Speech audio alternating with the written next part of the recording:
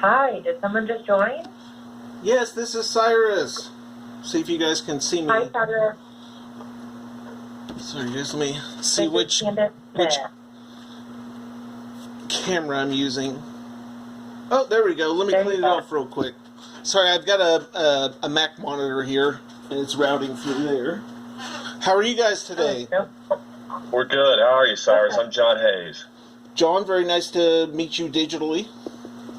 Let's see how that works. There we go. Well, We're waiting on Dr. Dale Bratzler, who's going to join us in just a second, Cyrus. In fact, that may be him. Oh, excellent. It looks like it is. Oh, wait, let me... Hi, Dr. Dr. Bratzler. Bratzler? Good morning or afternoon, Dr. Bratzler. It looks like you're muted, Dr. Bratzler. Ooh. I am. I'm trying to stay that way as much as possible. Technology, you gotta love it, right? You understand. Well, if now that we're all here, let's go ahead and get started. And so, Cyrus, I'm Jon Hayes. As I mentioned earlier, I'm the president of the Children's Hospital. I have administrative oversight for the laboratory of OUMI.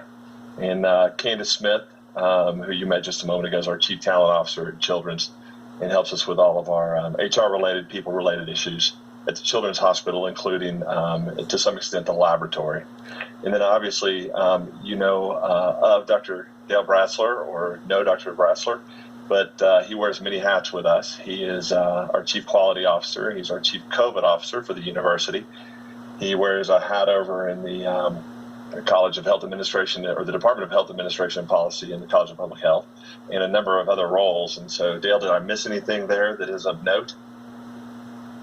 No, in fact, I would love to give up something. I understand completely, but we do appreciate you joining us today, Dr. Bratzler. Yeah, on my behalf, guys, I really appreciate all of your time. I appreciate you reading my reports. I appreciate the time you guys are spending on this. I know you guys are extremely busy. You guys have extremely busy schedules, and obviously we're in the middle of a crisis, so I just want to say thanks again. Sure, you bet. Yeah, thank you. So before we get started, we typically just with things like this, and especially now that we're in sort of a time with COVID and Zoom meetings, I want to just talk a little bit about recording. So there should be no form of recording of any kind, including audio, video, or other manner of recording, such as phone or screen recording.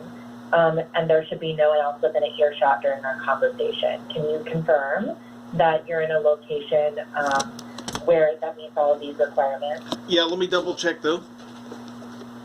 Okay, thank you. No, nobody else. Okay, thank you. All right, so Cyrus, I'm going to start sort of running through, and we're going to hit on some of the points of your report. And so there's a number of things to hit on. So I'm going to just start rolling through this, and we're going to hopefully address the safety concerns of the Virology lab that you brought forth to us, and address many of these issues. So on June 5th, you had raised issues relating to the safety and quality practices in the Virology lab.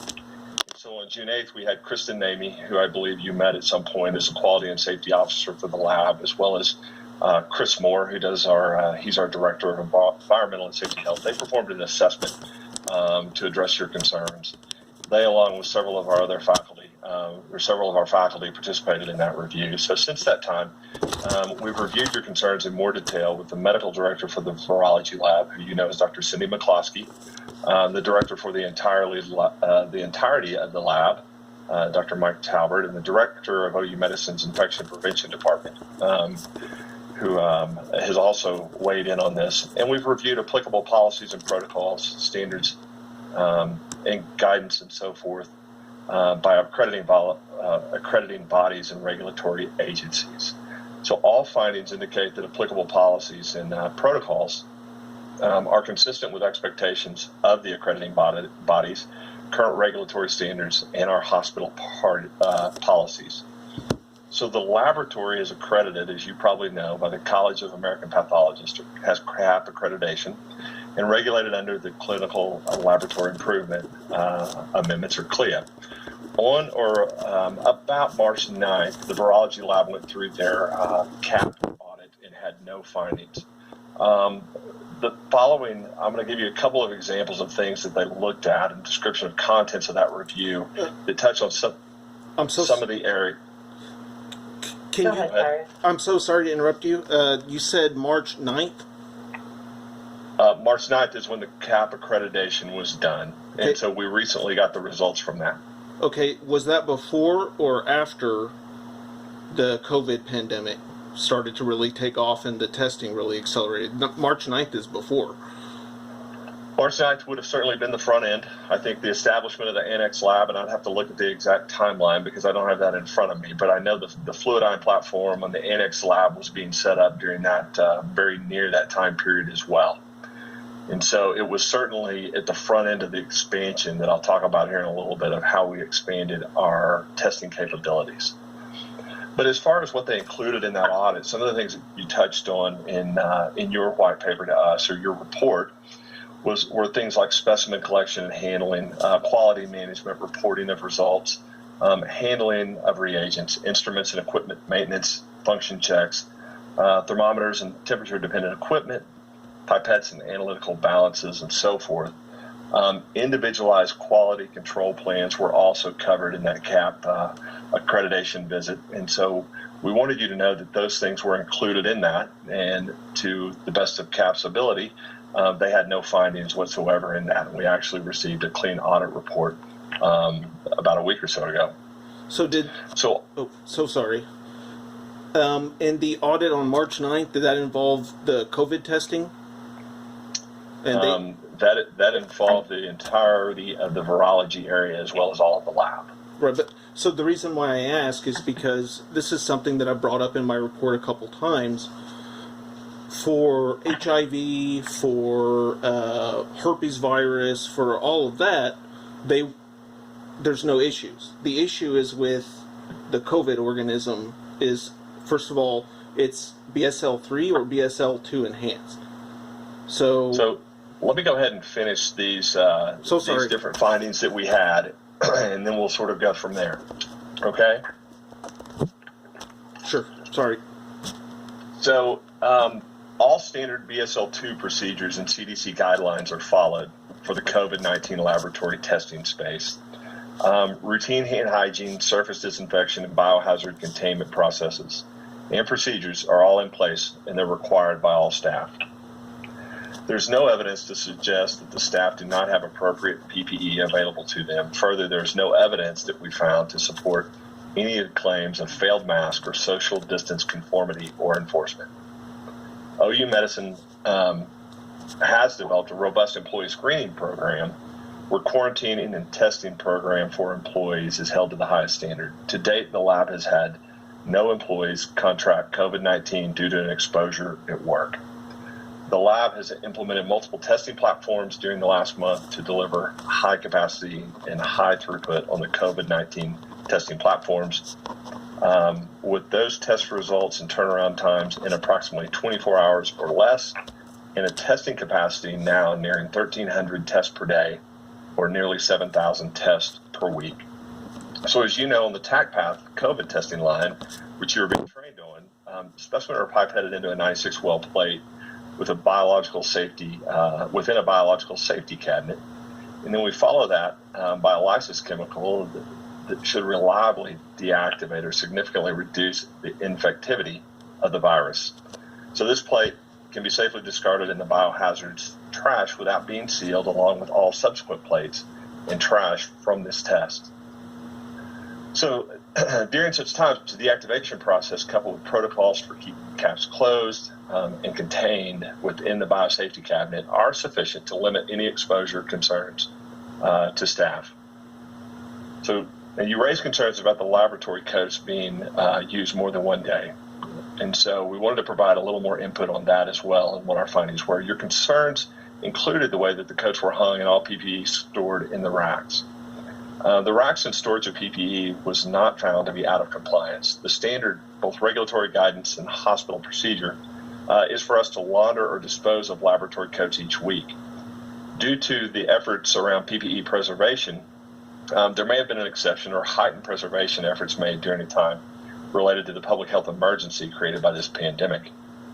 So in all instances of COVID-19 processing or related substances, a yellow isolation gown that hopefully you recall is worn over the top of the lab coat, and the isolation gown is disposed of after each use.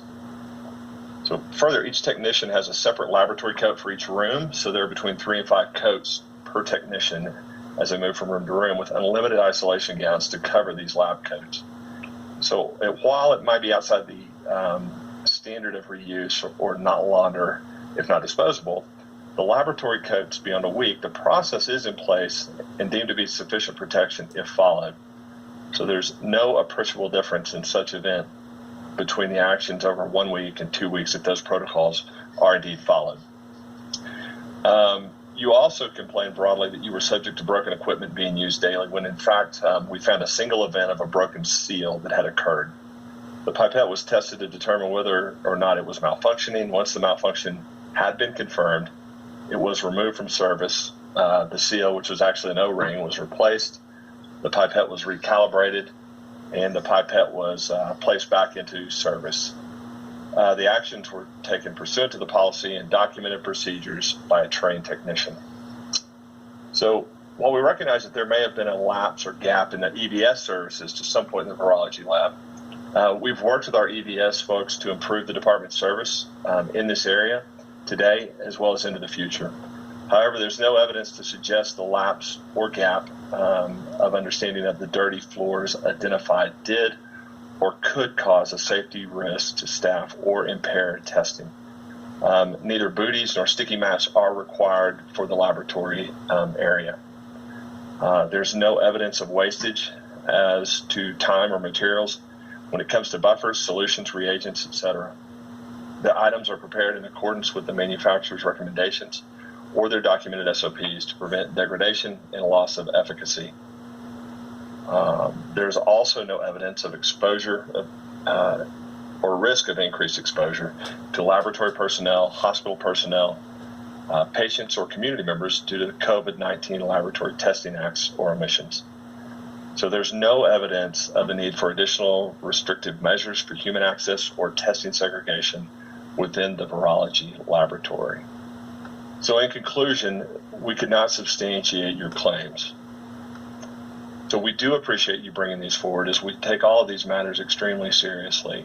We want to maintain the highest level of quality and safety in the lab for what we're doing, but also for our staff and providers that work in that area. So we are appreciative of you bringing those forward.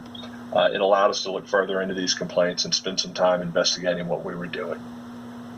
So now Dr. Bratzler has also joined us, and I'm going to give Dr. Bratzler a moment to jump in because he has reviewed the report in detail as well as the findings. He has visited the lab on a number of occasions. He knows the medical and scientific leadership in the lab well, and I'd just like him to sort of give his perspective of how he thinks the investigation went and how the operations of the lab have gone. Yeah, well, I'll just keep my comments very short. I'm sorry, there's one of your alarms was going off in the background here, John. So I'm so timing's never good. The emergency is over, it says. Anyway, so I did look through the report and just say a couple of things. I think they really did take your concerns very seriously, Cyrus. They did a very, very detailed review, interviewed almost everybody that I can think of that works down in the laboratory that has a leadership role, and did the site visits and other things, and then, of course, reviewed the previous survey that had been done as a part of CAP. So I do think that I just visited the laboratory myself very recently, and we found that everything looked to be very safe at that point. And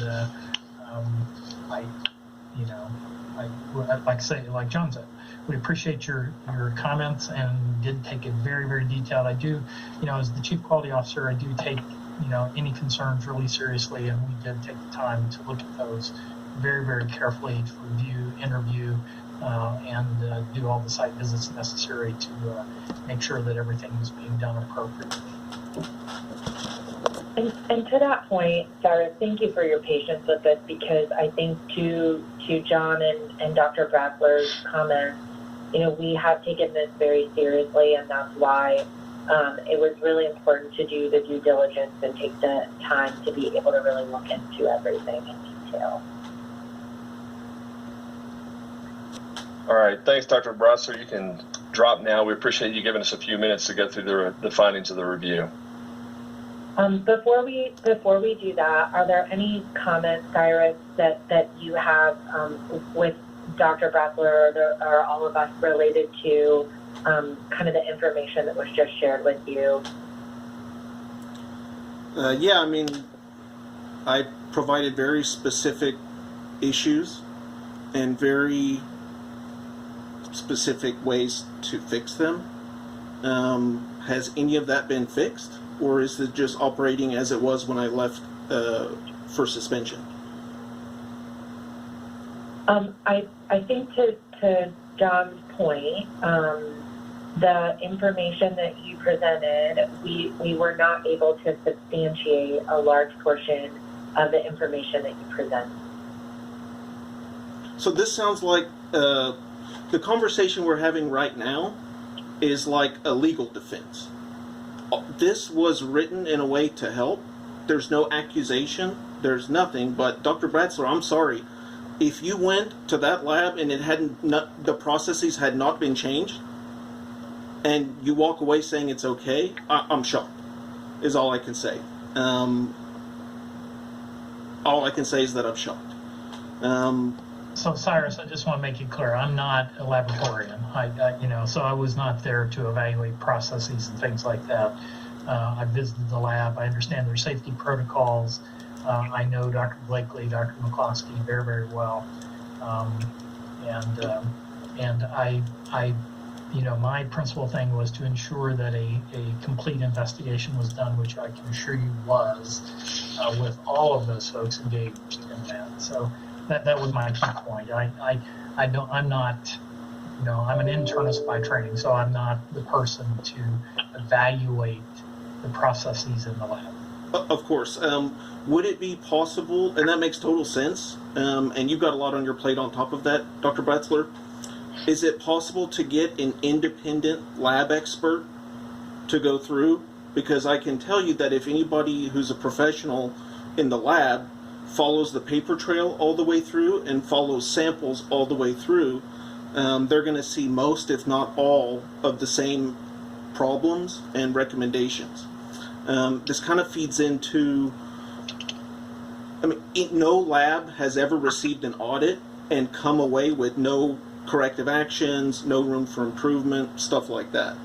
So without having an expert from either the biotech community or clinical lab community, specifically expert in biosafety of viruses, or even just a working laboratory, they'll be able to easily do this stuff. So if you bring somebody from OUHSC, if you bring somebody from OU Norman, if you bring somebody out of industry as a consultant, it's really not hard to see if you've worked in that sort of thing. And so that's why I tried to be specific, and that's why also in my report I recommended getting somebody besides me and besides the team to do the audit.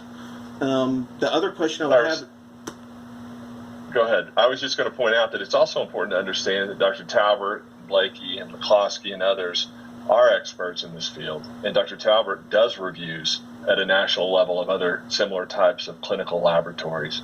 And so while we did consider the option of an outside reviewer, and that always exists, we're always wanting to improve and make things better, we took your feedback very seriously and looked at those things in detail. And to this point, it was a difference in what you perceived and what reality actually was. And so I think what we're trying to do is just say, hey, we heard you and we looked into those things, and there were no findings that we had that raised to the level of an outside reviewer being necessary. Yeah. Okay. So do you have any other questions for Dr. Bratzler right now?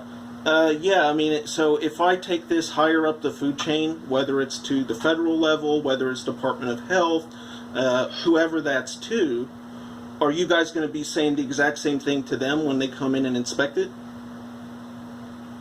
I would expect we would. Okay. Yes. I would expect we would. and I would expect to have the same result. Okay. So again, I'm not trying to diminish, the claims that you have made, but having this reviewed by a number of our internal experts, our faculty leaders, those were our findings. So is it normal for people to audit themselves, or is it normal to have an external person perform the audit? I feel a little bit like my intelligence is being insulted here. I know I'm getting the brush off here, but this is not sustainable long term. The way that you're operating is not sustainable long term. If you guys don't like it, I'm sorry. Insult your intelligence. That's not what we're trying to do. We take your intelligence and we take your claims very seriously. So if you take them seriously, you would involve an outside party, a neutral, independent party, to perform that audit. People don't audit themselves. That is always an option. So can we get that going? At this point, that is not on the table. So what would you guys like me to do? Well, Cyrus, I think we need to talk a little bit about next steps. And so I think the intent of this phone call or Zoom meeting is to talk a little bit about the findings that we had regarding and related to the safety concerns that you brought forward, share some of that information with you because we take it very seriously, and share a little bit of the detail with you.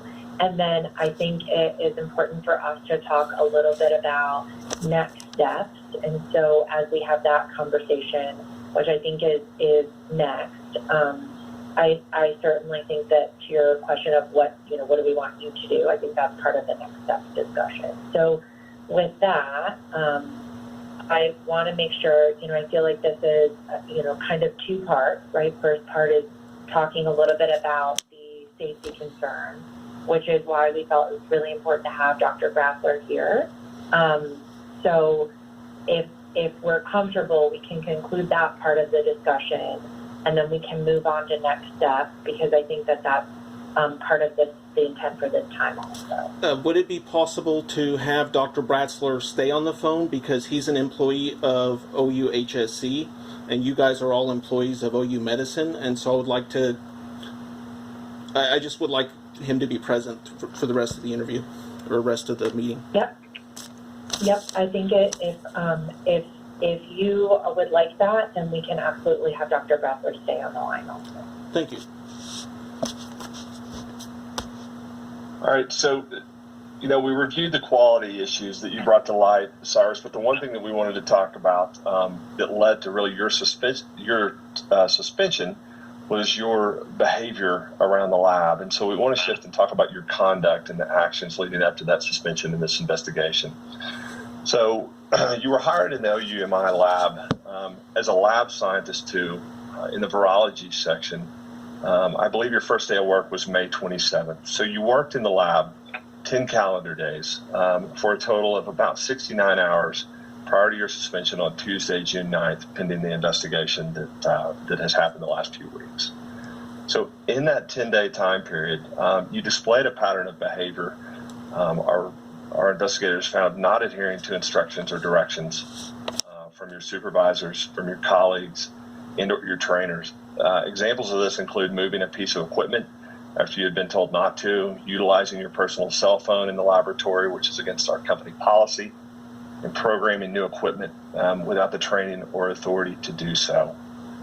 Actually, if I can step back, I do have training on the Integra system, and I did successfully set up an automated workflow using the exact system that I programmed at my last position. So that's not the case. But I think you can say I have behavior issues all you want. Used. I'm sorry? I said you can say that I have behavior issues all you want, but I did have the training. Maybe I didn't have the authority, but that took like 10 minutes to set up. It's super, super, super easy. Easier than an iPhone. So let's not pretend. I mean, first of all, and again, I don't want to sound like a jerk. There's not a single laboratory expert on this call. There's not. So how are you going to sit here and tell me that I'm not qualified for that? You don't know that. Well, let's say at least the authority. That piece of equipment had not even been unboxed, and the vendor had not even sent their technician here to calibrate that. so that we could put it in service. That's called taking initiative. I'm sorry? Taking initiative in an emergency situation in a pandemic is not something to be punished or regarded as bad behavior. I'm just saying that had not been set up yet on the platform and the technician there to validate that. So let me continue. A meeting was held on June 8th to review and discuss concerns that you had raised regarding the lab. In the meeting, your behavior was described as disruptive and antagonistic, in which you interrupted and insulted other employees present for the meeting. So when we conclude these behavior patterns of continued disruption, as a result of that, we don't have confidence that you'll be successful in the lab long term. And for that, we're taking the recommendation that we're ending your employment with OUMI. Excellent. So can you please provide me the report, the audit report in writing, both the report performed recently and the report that we went over on July 8th. Also provide in writing that I've been terminated and give the reason why in writing. I think Kandis has some of the specifics on that. Yep. So we will not provide anything related to the report finding. The intent for this time is to share that information with you and to show that we took all of the accounts and information you brought forward very seriously. But we will not be providing documentation of the report or the findings to you.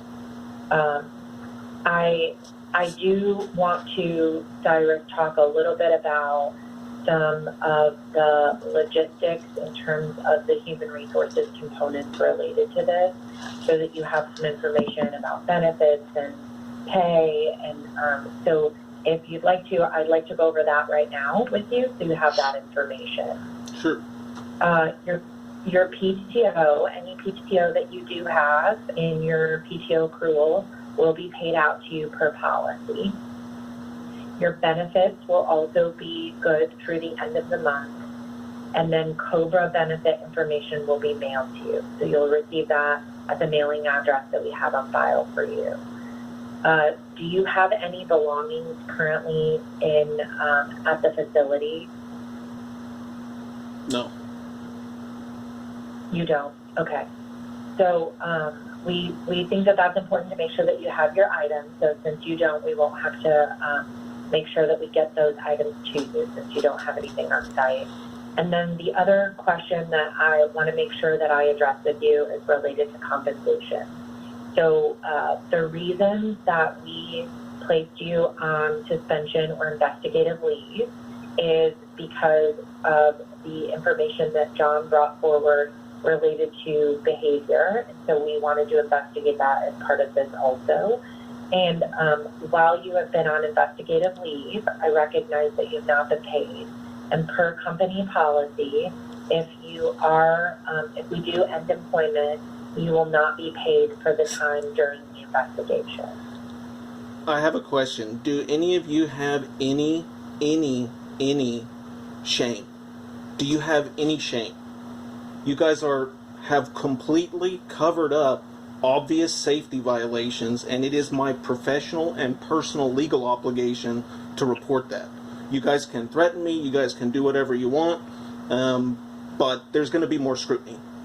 So, bye. Thank you. Goodbye.